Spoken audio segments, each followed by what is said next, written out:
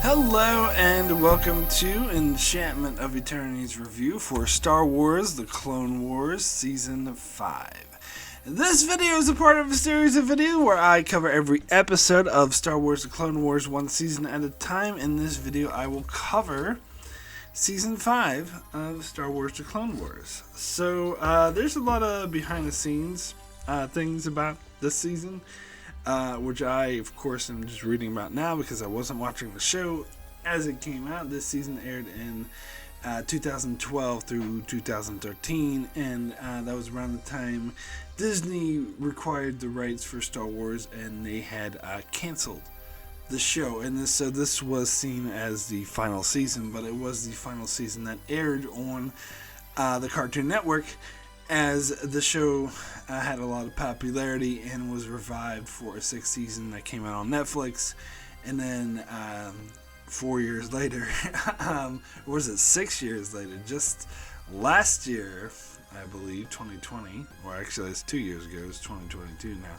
But anyway, recently it had its final season air, 6 years after season 6, on Disney Plus. So it does appear that Disney has embraced the Clone Wars. There's, I do believe, of course I haven't gotten to this point yet, but I believe that The Bad Batch, another show airing on Disney Plus, is a spinoff of the Clone Wars. And of course there's a lot of references from the Clone Wars in The Mandalorian, the big live-action Star Wars show that launched Disney Plus. So clearly, Disney has embraced the Clone Wars, so they're canceling it wasn't a desire to erase its canon, but rather not have it air on Cartoon Network. And I believe that'd be the case because the show Star Wars Rebels apparently aired on Disney. So it was mainly about that, and so it does. For as far as I know, and since it's referenced and all this other stuff, referenced a little bit too heavy for my taste in The Mandalorian, since I'd never seen the show before, I didn't catch references. I believe it is fully embraced as canon currently. But that makes the season interesting. It's an interesting thing to keep in the back of your mind, although it doesn't really, wouldn't really affect my feelings on the season. As for the season as a whole, it's weird because my sister watched this show last year, I believe, for the first time, and told me that the show got really, really good in season 5. So I was like, okay, this is the season where it gets really good. And let's see. So the first episode was okay. And then they had a 4-parter that was pretty good. It was a pretty decent 4-parter. I mean, nothing greater than anything we've seen on the show before, but it was pretty good. And then that was followed by 2 4-parters, 8 episodes that sucked. I'm sorry.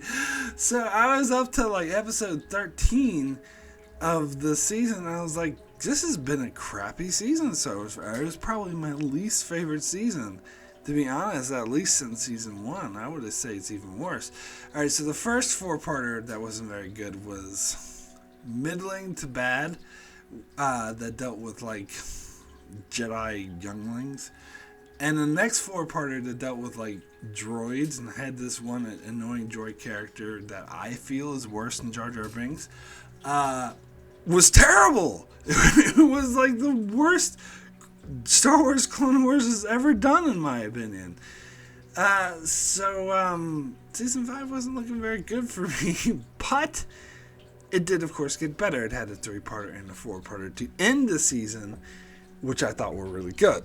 Now, the 3-parter I thought was great, maybe the best that the show has ever done. The one that dealt with Mandalore. Of course, it ties into The Mandalorian, and since I've seen that, I kind of know kind of where it's going. I already met the character of Bo-Katan in Mandalorian, so it's interesting seeing her here. And of course, it deals with Darth Maul, which I thought was really interesting. But then the four-parter that ended the season, which I suppose was originally supposed to be an end to the show, which I wouldn't think it would be that good of an end to the show. But anyway, especially since like the thing with Darth Maul was kind of left open.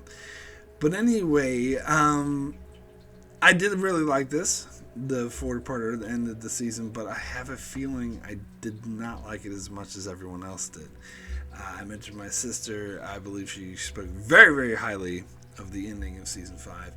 And I went on to IMDb, and all 4 episodes in this four-parter were in the top 10.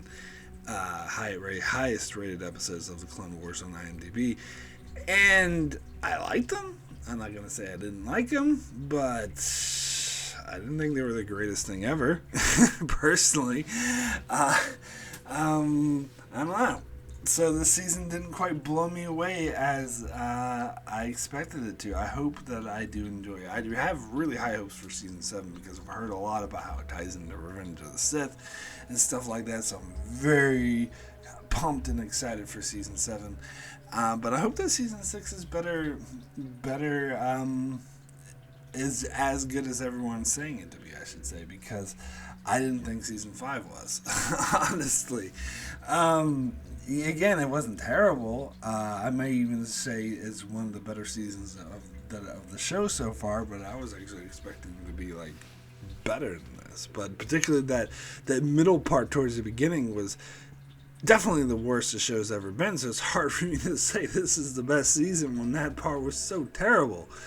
Anyway, so this is the most inconsistent season, I would say, of the show so far. Anyway, let's jump into the episodes.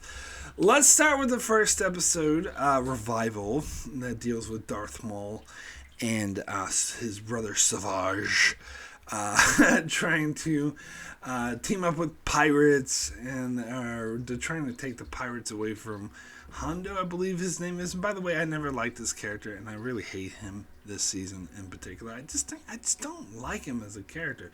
But anyway, it was okay. And then Obi-Wan ends up teaming up with Hondo or whatever to try to take down Darth Maul and get his people back. Friend of my friend, blah blah blah. And it was fine. It was okay. It was an enjoyable episode. Not my favorite thing ever, but I still wasn't sold on Darth Maul at this point, but I will be later, but I'll get to that later. Anyway, so we'll get to the next episode, which is a war on 2 fronts. So this started the 4-parter with Ahsoka, and in this episode you also have Obi-Wan and Anakin training these troops to be rebels to resist this planet that has this king that reminds me a lot of the king from Shrek, by the way. Maybe it's the way he's animated, but anyway, it has this king that is allied himself with the Separatists and the it's funny they call it the Confederacy here. I don't know if I ever remember them referring to them as a Confederacy. Usually it's the Separatists. But anyway, he allied himself with them. There's droid armies that are taking over the planet, and a little rebellion has sprung, and it is led by a brother and sister, and the brother is Saw Gerrera. And as soon as I heard that name, I was like, oh, that's the guy from the other movie. He's from Rogue One. And I think I remember when Rogue One came out, hearing something about, like, people were talking about this character like they were already familiar with him. I was like, what are you talking about, already familiar? I don't know who this guy is. So I had some inkling that he would be in this show, and I think my sister told me in the email, but I forgot about it too. But yeah, so I did, even before that, like when Rogue One first came out, I had an inkling that he'd been in other things, but I still was surprised when I saw him pop up, and I was like, "Hey, yay, that's the guy from the movie." Anyway, and so his sister ends up becoming the leader of the rebel band. So that kind of meant, oh well, she wasn't in the movie, so she must be dead. She must die at the end of this. But anyway, I'll get to that later. I also had the dude who Ahsoka had a little crush on that appeared in the previous season, whose mother was working for was a senator separatist, but then she got killed by Dooku, and he tried to team up with the Death Watch to get revenge on Dooku, and that didn't really work out. I don't know if I really like this character that much, and I definitely didn't like the love triangle they had in this saga here, this 4-parter, with him and what's her face, Saul Guerrero's sister, and Ahsoka. Like, I thought that was dumb. Honestly, every time they kept going back to it, I was like, that's good. Stella, that's her name, Stella Guerrero. Anyway, yeah, wasn't a fan of that. But, this episode, again, it was okay. It was fine. It was about them training the rebels to fight back. Okay, so then we get to the next episode, which is called,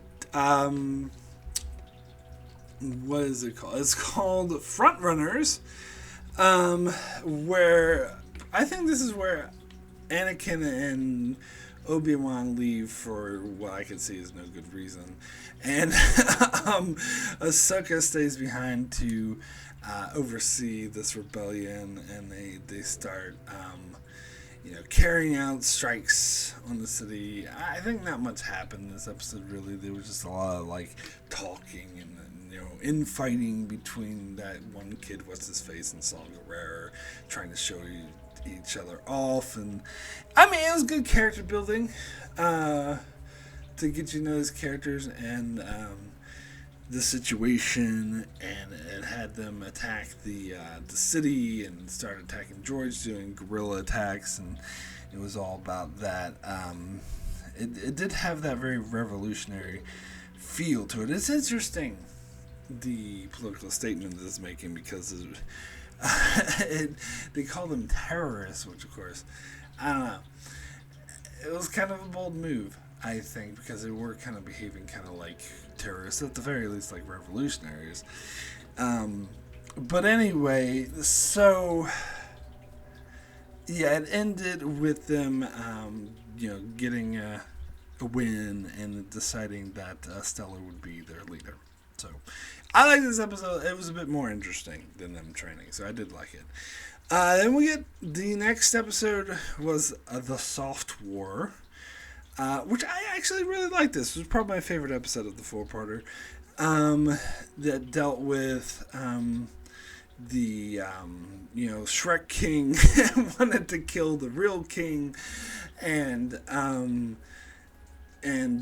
so he set an execution for that, and so the Saul Guerrero and their little rebel group wanted to stop the execution from happening, and there was this like cliche military general who's supporting the Shrek King, and of course he turned and supported the real king at the end. I mean, that was just only the most predictable thing ever, but it was still I still like the scene where they're at the execution and the rebels show up and stop it from happening, and they were going to kill the general, but then Ahsoka actually does something where she's not supposed to do anything, which I think is dumb. But anyway, she does. Why don't the Jedi actively help them? I mean, they set them up. I guess they're making like analogies here to like American help in Afghanistan when Russia invaded Afghanistan. I don't know.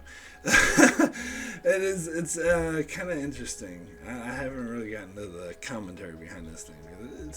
It seems interesting. But anyway, but of course, like all the infighting and wars here seem really, kind of.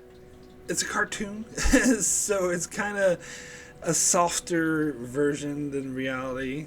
That's more about like good versus evil kind of thing, but I think they're slipping in some complex commentary in there here and there.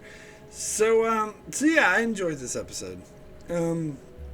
So next episode is called Tipping Points, where Dooku sends reinforcements, and so they're all on the run, and it looks like they have these like impossible to beat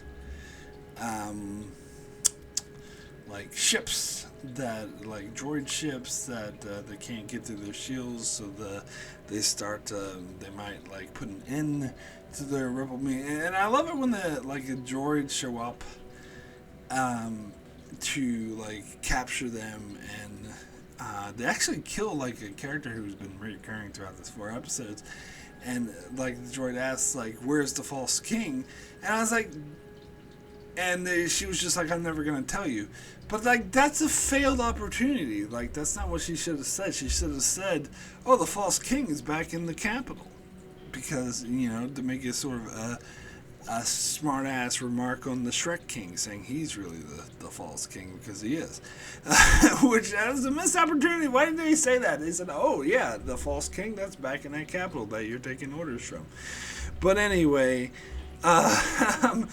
so this is where I think we get actually an analogy from like the Iran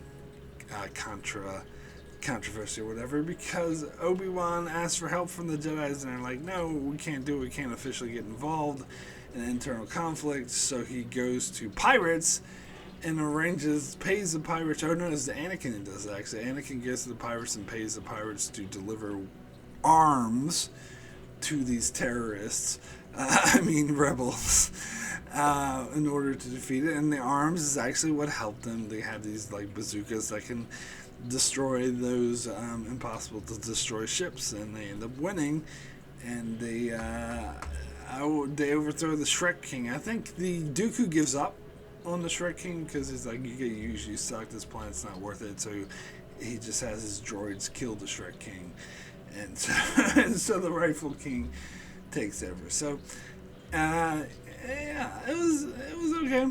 And then the oh yeah, that's right, of course, what's her face dies, just like I knew she would, Stella. And it's supposed to be a sad moment because that boy with the love triangle is crying over her. And I don't think it wasn't just because I saw this coming, because I knew from future stuff she wasn't there.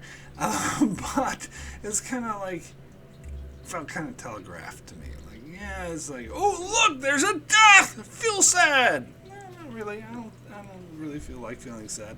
I didn't really think it was that sad, but whatever. I still enjoyed this 4-parter. It was interesting. Now let's get into the next 4-parter. Jesus. It's called it starts with an episode called The Gathering. Has to do with these younglings going through this cave looking for a stone that they can construct a lightsaber.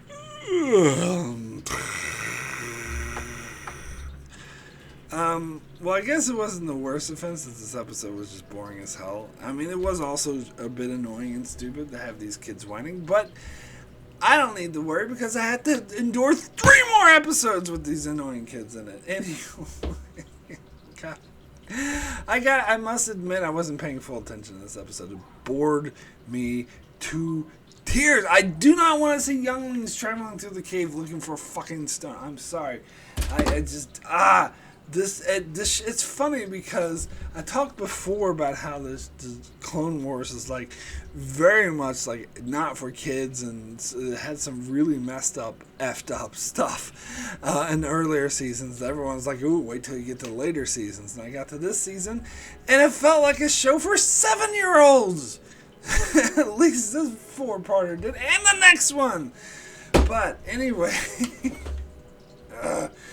let's get into the next episode, which is called A Test of Strength. And this is when we have the younglings. I was like, we get to see them again. Oh, I'm so happy. Anyway, the younglings are traveling on a ship. And of course, whenever any Jedi travel on a ship, they get attacked and boarded by somebody, because they can never travel. No one can ever travel to place without getting attacked, especially if there are like a lot of innocent, vulnerable people there, then they're definitely going to get attacked and boarded. You know that. So anyway, they get boarded by Hondo, who, as I mentioned, I don't like, and I really didn't like him in this episode. Like, oh no, I'm blah blah blah. I want the crystals because they'll make me rich. Blah blah blah blah blah. Annoyed the hell out of me. I really didn't like him. I really didn't like this episode. And then I had this, smirky kid who's like, I'm going to defy orders and I'm going to do this and blah, blah, blah, blah, blah, and defy orders and blah, blah, blah. And Ahsoka manages to save them, but she gets captured by the pirates at the end. And then we get to the next episode, which is called Bound for Rescue, where the kids dress up as circus acrobats to sneak into Hondo's place and rescue Ahsoka. So the Hondo's like watching the circus going, oh, look at the acrobats. Here's the thing. This is a cartoon for kids, for sure, but how come in previous seasons we saw like this monster getting trained by a bunch of witches, and the monster had this like mentor who was looking after him, and they were like good friends, and they were like poor, like, oh, stick together, would be great. And then the witches turn him into a monster, and he like murders his own mentor who looked after him, whom he loved before, in cold blood to prove what a monster he is. So that was the show 2 years ago. And then last year, of course, we had this murderous Jedi who was like disregarding all the clones' lives and just killing them off like crazy. So it goes from that to a bunch of kids dressing up as circus performers to perform for a pirate who's acting like he's straight out of a cartoon for like 5-year-olds. Oh, look at the performance! Like, is consistency too much to ask for? I mean, am I asking for too much? Like, are you a show, like, if you're gonna be a show that's geared towards 9-10-year-olds the whole entire time, then that's fine. I'll take you on that. I'll take that grain of salt, like I'm doing with Star Trek Prodigy, for example. Which, by the way, if these 2 4-parters felt like they were for an even younger audience than Star Trek Prodigy. But anyway, if you're gonna be a show geared towards that young of an audience, I will take that grain of salt. I'll be like, okay, this is geared towards a younger audience. I'll take that into account. But if you're gonna show me some of the most gruesome, violent scenes, then you're presenting yourself as a show not geared. At the very least, you're geared towards young teenagers, or at least middle teenagers at the very youngest. And now you're backtracking, you're being appealing to 5-year-olds. Like, no, I'm going to take you. You have already established yourself as a show for older audiences. So when you do crap like this, I'm going to call it out for the crap that it is. This episode sucked. Anyway, I'm sorry. Let me get into the next episode. Oh, we get more of the younglings. Aren't I so happy? Isn't this so great? So now all of a sudden, when it looks like the last episode ended with the younglings getting away from the pirates, this episode begins with the pirates capturing them again. Oh boy. And then General Grievous comes out of nowhere and takes over the planet. Just so happens to do it at this exact moment that Ahsoka and the young Jedis are there. So they can team up with Hondo yet again to defeat Grievous. I don't care. Let's get to the next episode where if you thought I was harsh on that 4-parter I was just talking about, I would like this one even less. Like, this annoyed the living daylights out of me. Like, okay, so I mentioned that there was a character who was worse than Jar Jar Binks. Maybe that's going too far. I don't know. maybe he is just as bad as Jar Jar Binks, at the very least just as bad as Jar Jar Binks. I think even worse, particularly how Jar Jar Binks was portrayed in the Clone Wars. Maybe Jar Jar Binks is worse than Phantom Menace. But in the Clone Wars so far, he hasn't been that terrible. Like, I think this character is decidedly much worse with this droid who... Alright, so this four-parter is about this tiny little alien who's a colonel in the Rebel line. Not the Rebel line. This isn't Star Wars. Sorry, this isn't a New Hope era. This is Clone Wars era. The Republic. Thank you. Who is a colonel in the Republic, and that's fine. Like, you can have a tiny alien being a colonel in the Republic. I got no issue with that. But he acts like again, like he's straight out of a silly cartoon. He has like the stereotypical like Southern Marine accent. Oh, you listen to me, I'm all tough. And the fact that he's like tiny just makes it comical, which is the point. So you have him leading a band of like 4 or 5. I don't remember. I don't count this shit.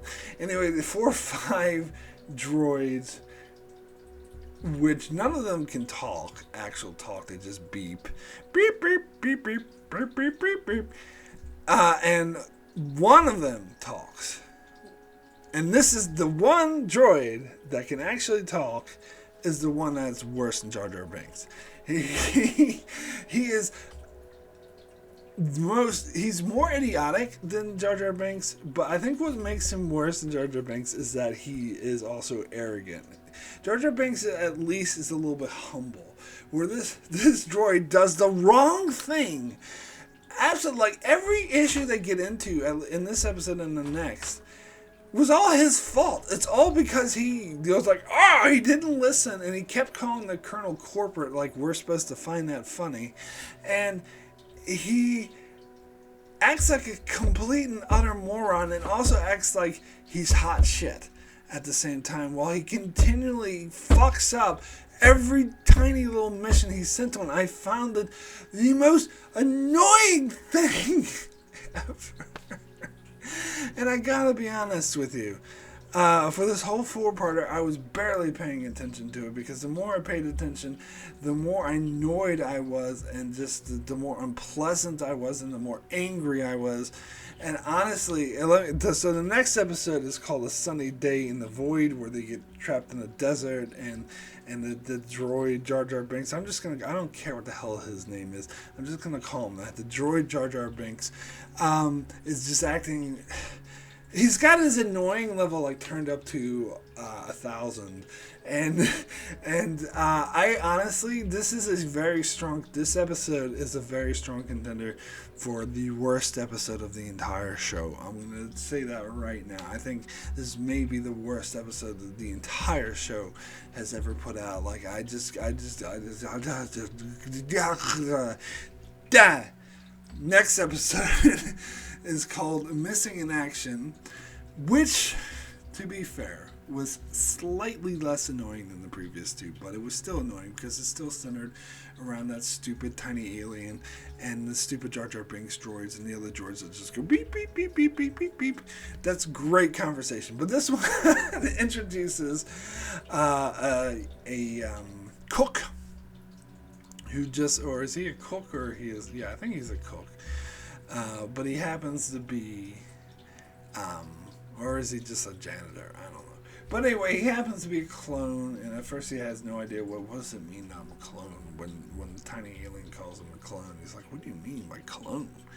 And he finds out that he's this well-known clone who was part of this well-known battle in which the Republic lost, and he crashed on his plane, and the person in this restaurant took advantage of him and made him his personal cook or slave, and was trying to keep his identity secret from him. But eventually, like the droids and the tiny alien revealed who he really was, and he helped them get the information that they needed, and the mission, complete the stupid mission that they were on. So this episode was tolerable.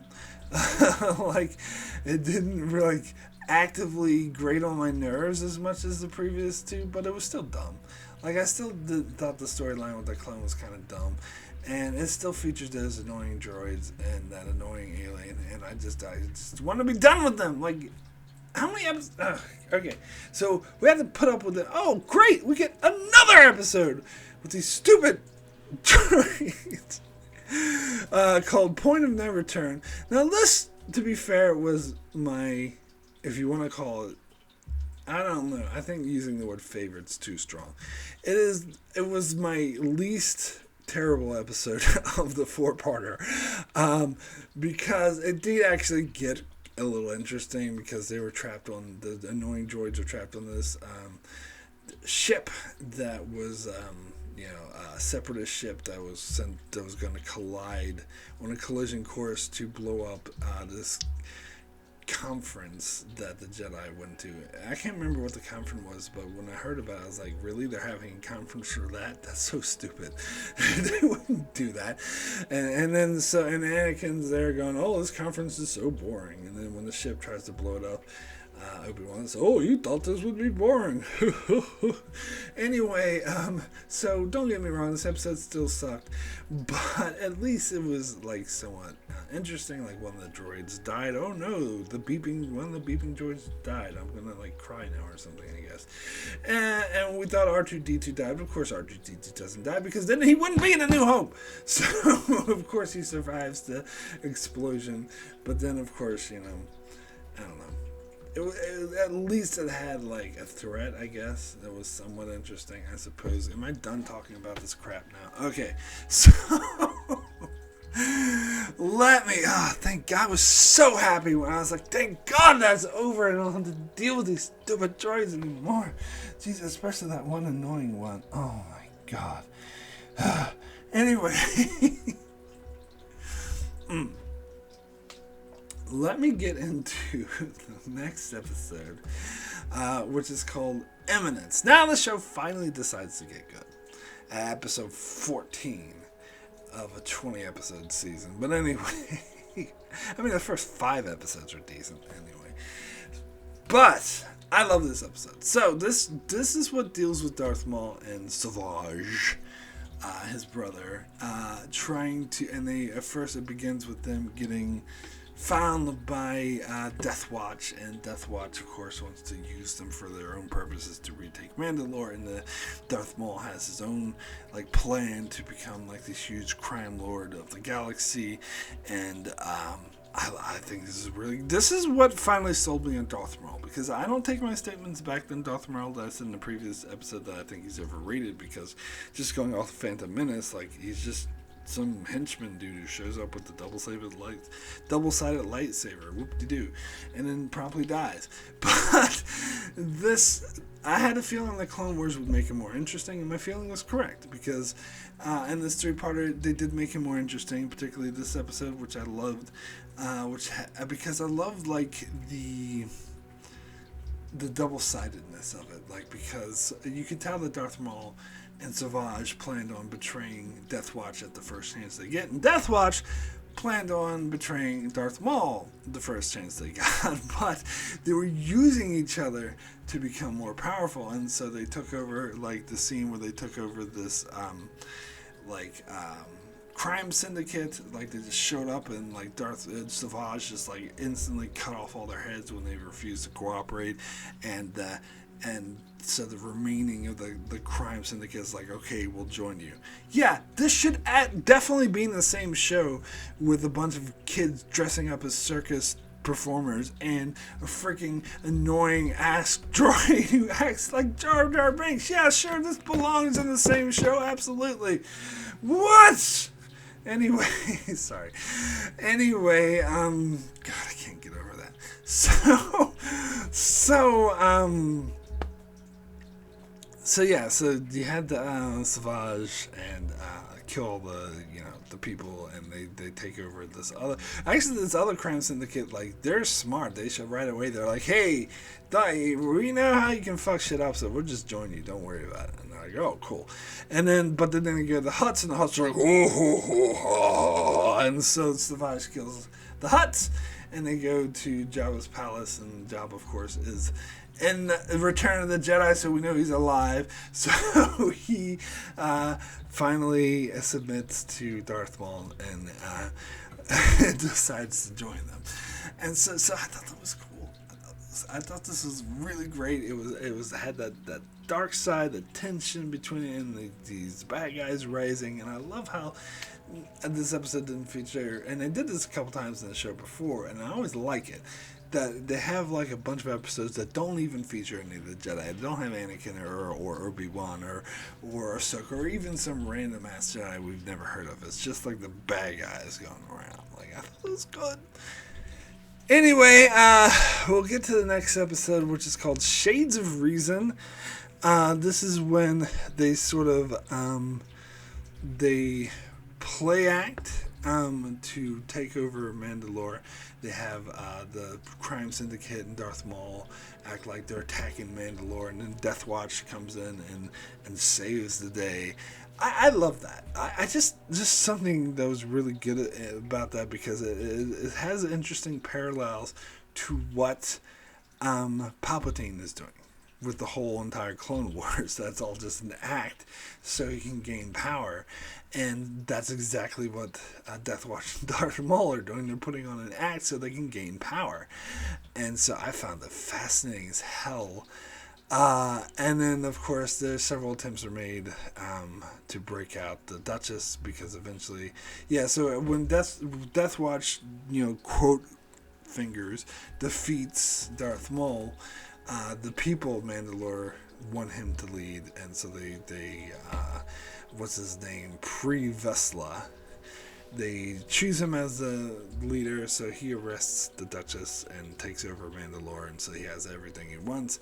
Several attempts are made for the Duchess to break out, but they don't work. But now is the time that Death Watch decide to betray Maul and Sabotage. They actually get there before Maul does.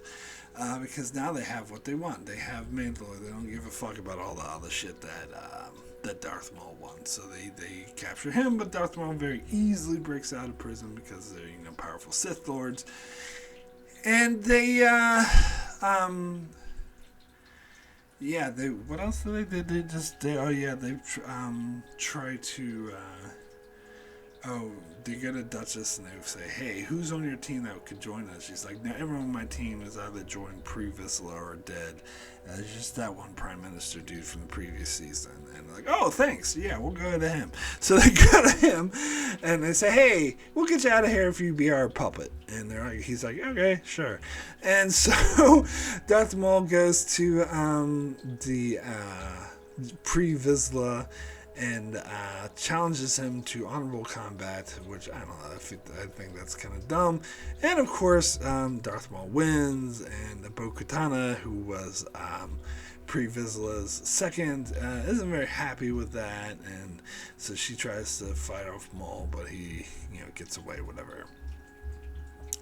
So Darth Maul takes over as the leader of Mandalore, although nobody knows he is because he uses that Prime Minister dude as the puppet. And so officially the Prime Minister dude is the leader, but really Darth Maul is. And I love that line Darth Maul has where he says, when Prime Minister's like, what do you want me to do? And he's like, why don't you go rule my people? I love this episode too, if it's not clear. I love it. These two episodes totally won me over to Darth Maul. I think he's awesome now.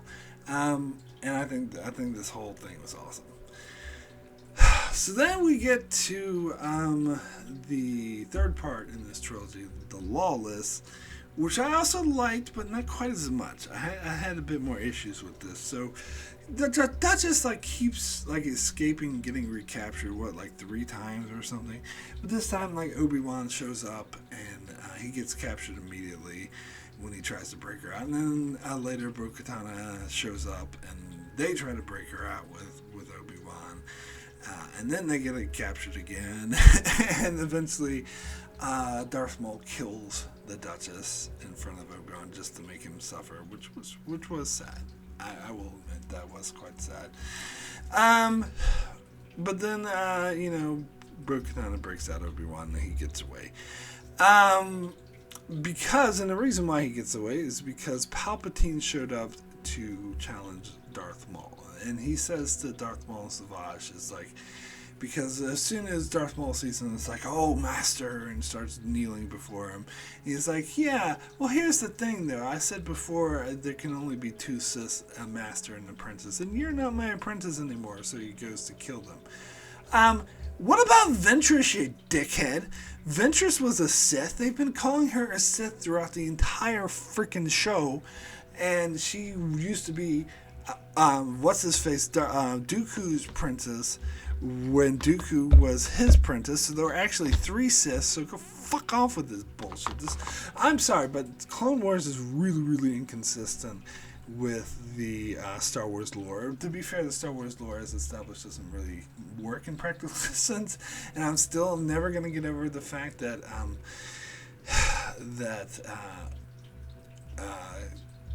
Anakin is definitely not a Jedi Master. He's definitely still a Padawan, and he has a Padawan.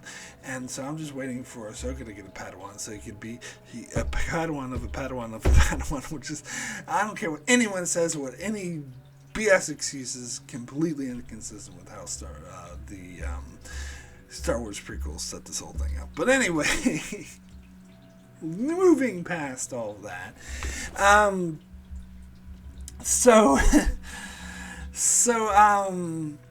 yeah, I don't know. So this is why I didn't like this episode as much as the previous two, because the whole thing with Palpatine attacking Darth Maul, I don't know. I didn't hate it. I didn't think it was the worst thing ever, but I don't like that direction. And of course, hopefully they'll resolve this in the next season. I'm sure they will. What the hell happened? Because Palpatine killed, or Darth Sidious, I should call him, whatever. But he killed Savage, which, again, I kind of had the feeling Savage would die because I hadn't seen him in any later stuff. But he killed Savage, and he was like, Darth Maul was like begging for his life, which I didn't like that. That seemed really inconsistent. Like, when he first started begging for his life, I thought, oh, he's going to do some shit to, like, hurt Palpatine and get out of the situation. He's just doing that to distract him. But no, he was actually begging for his life, which I think, I hate that. I don't think that's consistent with how he's been portrayed. And, but Palpatine is like, I'm not going to kill you. I have better plans. What those plans are, I hope they reveal. Like, because I don't know. I don't think it had anything to do with the next 4 episodes. I thought it would, but, you know, it doesn't. So, yeah, this would have been dumb if they ended the show here, because they didn't reveal what are his plans for Darth Maul. I don't know. Anyway, I know those of you who've seen the show already know what they are, but don't tell me. I'll find out when I watch the next seasons, hopefully. Anyway, so let's get into the final 4-parter that ends the season. Starts with an episode called Sabotage. Hence the word sabotage. Anyway, that's about this explosion in the Jedi Temple, and Ahsoka and Anakin aren't there, and they have to investigate who did it, and they find out it's this some random woman who presented herself as the wife of this guy who was their biggest suspect, and it turned out that she's the one who did it, and yeah. I don't know why I'm talking like that, but it was okay. It was an okay episode. I didn't think it was like a sliced bread, but it was alright. So then we get to the next episode that goes off of that one called "The Jedi Who Knew Too Much." Kind of like the man who knew too much. Get it? I always like the man who knew too little with Bill Murray, but anyway. No, that movie was actually really dumb. But anyway, so this one, the person who set off the bomb, who just, blew up the temple, goes to talk to Ahsoka. It's like, Ahsoka, I know who did it, and I want to tell you. And then someone kills her and frames Ahsoka for it, and so immediately Tarkin comes in like, you're arrested, you killed her. And then Ahsoka is not very bright in this episode because someone just leaves a key card lying around for her to escape, and of course as soon as she does escape, they frame her for murder even more because they kill some clones and frame it on her. And she just walked right into that like a moron. I found that a bit frustrating, to be honest. And then she goes on a run, and there was these fight scenes, chase scenes that went on like way too long, in my opinion, of Anakin and the clones trying to chase her down, and they didn't get her, and the episode ends. It lasted like 15 minutes, these chase scenes. It must have. Anyway, I mean, again, I didn't hate the episode. I liked it. I thought it was okay. But this whole like wrongfully accused storyline, I mean, don't get me wrong, it was exciting, especially in the next couple of episodes, which I'll get to shortly. Got really exciting, but it's kind of a cliche. Like, I'm kind of a little bit sick of it. Was it this episode or the next one we actually got the fugitive moment where they're in that tunnel? I think it was this episode, yeah. And Anakin goes up to Ahsoka, and she's sitting on the edge of the cliff on that like water tunnel. And I'm like, that's a scene right out of the fugitive. Like, I even expected Ahsoka to say, "I didn't kill my wife," and then Anakin say, "I don't care." But whatever. So the next episode is called "To Catch a Jedi," which again was pretty good. It was with Ahsoka on the run, and she runs into Ventress, and they team up.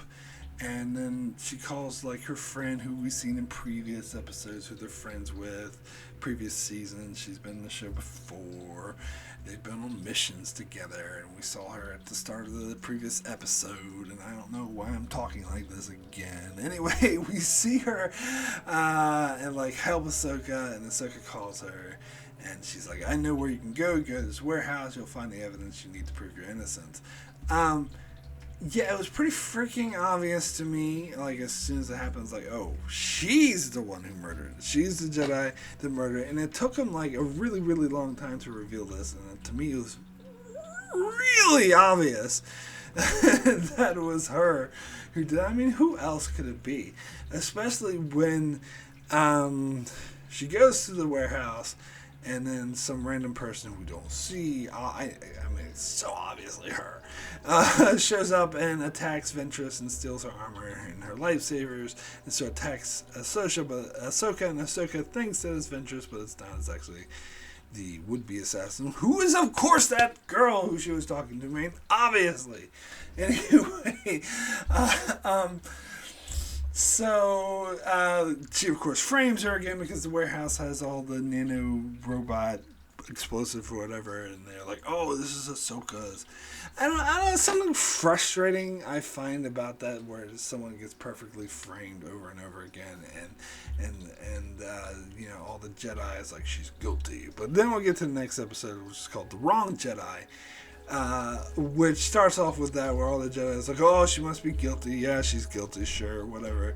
And they turn it over to Tarkin and the Republic, and they're all like, "Guilty, guilty, guilty." Like, what is the deal, like, with the whole trial, like the court chamber that they had the Jedi in, where it looked like that thing from Star Trek 6 with like the big circular thing that like raised Ahsoka up in this like large thing, and like all the Jedi were like hanging out of chambers with like those evil mood lighting with like, you know, the lights that like come from below, like shooting on Yoda, making him look evil, like, "Guilty, guilty, guilty."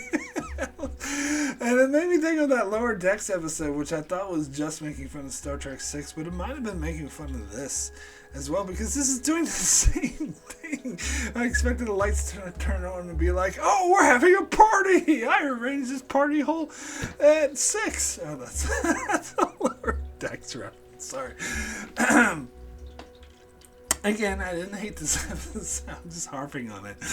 But anyway, I actually liked this episode. I actually thought it was interesting the way that they just went with the flow and basically just threw her under the bus. That's the term I'm looking for. But Anakin, of course, stuck by her. He believed her, and so while she was having the trial at the Senate, which of course I knew she'd lose, Anakin went out and found Ventress and found out what was really going on, and of course figured out what I knew it was for like a whole episode and a half already. That, of course, it was that one Jedi who did it, and he captured her and proved, and she just did a, Perry Mason confession. It was me! I did it because the Jedi are evil now! Blah, blah! And so Ahsoka goes free. Now, here's why I like this episode. Because she actually makes a good point. That the Jedi are fighting an unjust war. And because, as we know, the Jedi are being controlled by Darth Sidious. Even though he doesn't know that. We know that. We're the audience. We've seen the prequels already. And so, she actually makes a good point. That the Jedi aren't what they used to be. And they are kind of doing evil deeds. And so, in the end, she's actually the good guy. Which is an interesting way of looking at it. And Yoda was just ready to... he's doing the evil, light things. Guilty! And he's ready to throw an innocent person under the bus. So, maybe she has a point about the Jedi. And that brings a nuance to the show that I would love. That I think is really, really interesting. But what I think is even more, the ending to this episode was powerful. It was by far the best way a season ended so far. And if it was to be the end of the show, which thankfully it wasn't because it did have cliffhangers unresolved, it would have been a great ending. Seeing Ahsoka turn from the Jedi when the Jedi's like, oh, yeah, you may come back, the way Yoda and Wendy put it. It's like, oh, we're wrong, we're sorry. You may come back. We give you the privilege. We will allow you to come back. But, of course, Anakin's like, please come back. And he reaches his hand out to her, and it's like, please come back. And she says no. Puts his hand away and says, I'm sorry, I can't. You betrayed my trust. You wouldn't trust me. You left me for dead. You believed all of the evidence and that was right in your face that was all pointing towards me instead of just listening to me, which, But I kind of agree with her. They kind of did throw her under the bus and abandon her, all guilty, when clearly she wouldn't do it. I mean, it was so obvious. It was so obvious it was that other Jedi. It was so obvious. But anyway, yeah, that was a very powerful ending. That was a really great animation on that. Having her, when Anakin followed her out and was like, please stay, please don't go. And she's like, no, I can't stay with you anymore. And again, she's right to do so because the Jedi are coming corrupt and maybe she can see it. Maybe the other girl who was very obviously the one who did it all along, maybe she started to convince Ahsoka that was going on. So yeah, I actually did find that a powerful episode. Again, not the greatest thing since sliced bread because there's a lot of, particularly in this four-parter, I overall liked it, but there's a lot of the innocent, wrongfully accused cliche that we've seen a billion times before, and the obvious one who did it with the Perry Mason confession. So they did have a lot of the cliches in there, but they did have a powerful moments like that are very complex and bringing complexity to a show which just earlier this season had kids doing acrobats in front of pirates in order to rescue someone. Anyway, so that's it for the season. That's it for season 5. So now, as I always do, let me name my favorite and least favorite episode of the season. Least favorite, golly gee whiz. I wonder which ones I'm going to say. How about Necessary Bond, Test of Strength, Bound for Rescue, The Gathering, Missing in Action. Do you see a theme here? They're all those stupid 2 4-parters.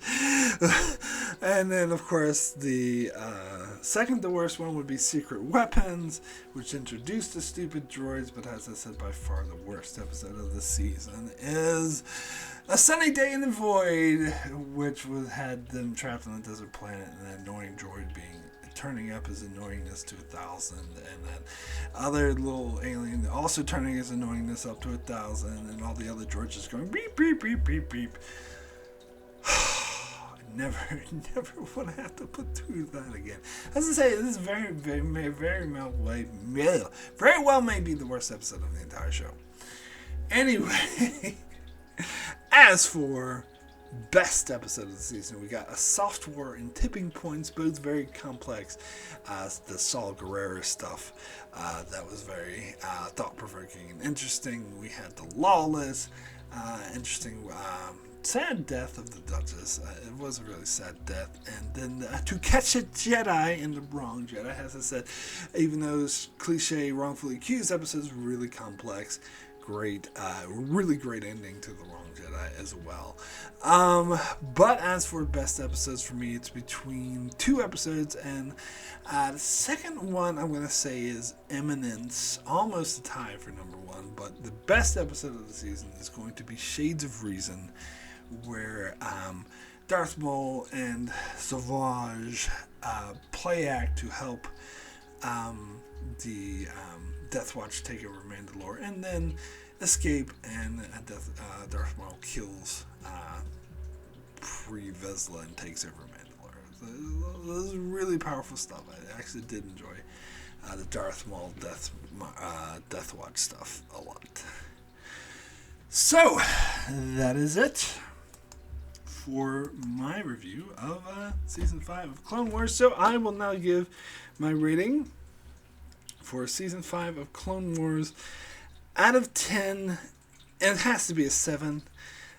Very good. I wanted to give this Season 8 with that strong ending that it had, but those 8 episodes sucked so much, and they comprised like almost half of the season, so really I can't give it any more than a 7 because of those. They were just terrible, and it's so inconsistent to have episodes geared towards 5-year-olds one week, and then episodes geared towards like 17, 16-year-olds at the youngest the next week. Like, what sense does that make? I don't think it makes any sense.